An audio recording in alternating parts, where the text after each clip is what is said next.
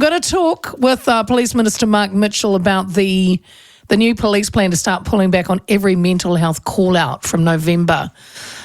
Police receive one mental health-related call every 7 minutes. Takes up about 500,000 hours of police frontline time per year. And of these events, apparently only 5% have a criminal element, and 11% of calls are coded P1, which are given as a priority response. Police Minister is Mark Mitchell, of course, and he's with me now. Mark Mitchell. Hi, Leah. Sorry I'm late. What time do you call this? 5:15? I know. I got tied up in the office doing tied up, did you? Oh, yes. Yeah.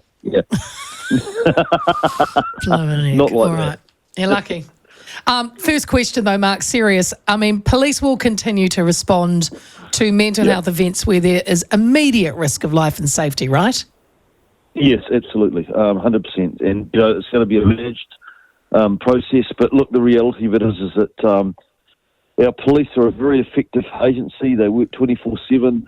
They fill gaps where other agencies haven't necessarily been able to fill the gap. But then what happens is that they end up with a 60% increase in mental health call-outs, and it puts enormous pressure on them. And then they can't do their actual core work and get to the members of the public when they're putting their hand up and need help. Yeah. So for the listeners, and actually for me as well, Mark, because I've never been out with the police on this. How does a mental health call out, how does it roll out at the moment? So why are they turning up to everything?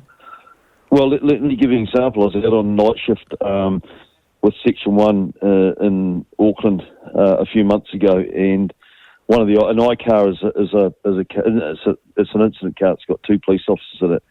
Right. I was called to a young lady. She was about 19 years old, had an episode of depression, had thoughts of self-harm, and they picked her up. They took her to the Auckland ED, and they stayed with her for an entire shift. That was 8 hours that they were off the road. So our police officers are not the right people to be dealing with that. No. They're extremely empathetic. They have been having to deal with that, but it actually needs a proper mental health response and a proper health response to be able to make sure that the young woman is triaged and gets the support that she needs. But it's not having police officers sitting there in an ED. It actually requires a mental health response. So that means I believe then the police will be working with Health New Zealand, ED representatives, clinical experts, and other agencies. Is this how it's all going to work out? Yes, correct. Yes, they are. So yes, that's absolutely correct. So they'll be working with Health NZ, working with police, obviously, to make sure that we can start to set up a service where the police can get back and do the work that they have to do, and people with mental health issues are getting the support from mental health professionals. Is there a little bit of a concern, Mark, because do we have enough mental health workers, and will this require finding more, funding more, or what's the step? No, that's definitely one of the challenges. So we do have to continue to build out, work and train a mental health workforce, without a doubt, and that's why we're doing this in a managed way to make sure that as the police sort of refocus and get back onto their core role, they don't do that until there's a service in place that can take over. Right, because this is, for our listeners, there's 4 phases that will take about a year, you predict, hope, and then it's part of a 5-year transition, isn't it? Yeah, well, the 5-year transition is because it's a much wider, broader piece of work that is heavily focused on workforce, the 111 system, and the way that's sort of dealt with and triaged. So there's a broader piece of work that's sort of aimed around the 5-year mark, but obviously I don't have the luxury of 5 years with our police service. We have to get them back on their core role as quickly as we can, and that's why we've prioritised it. Mark, while I've got you, a few other things. I know one of the big pushes was to get more foot patrols in certain areas. How are we with that? Going really well. There's been a good increase in foot patrols right across the board.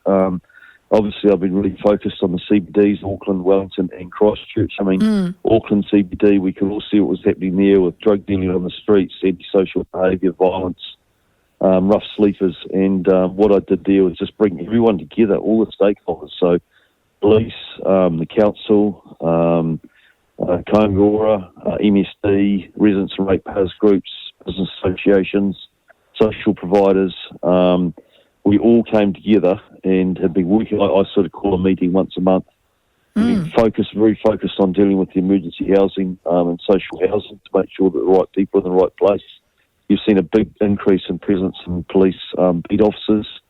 Everyone's working together, and you would have seen maybe a couple of weeks ago the Auckland Council come out and say there's been a 35% reduction in crime in the Auckland CBD. You saw the vet come out from Heart of the City saying there's been a over 50% decrease. So we're moving in the right direction. Still a lot of work to do.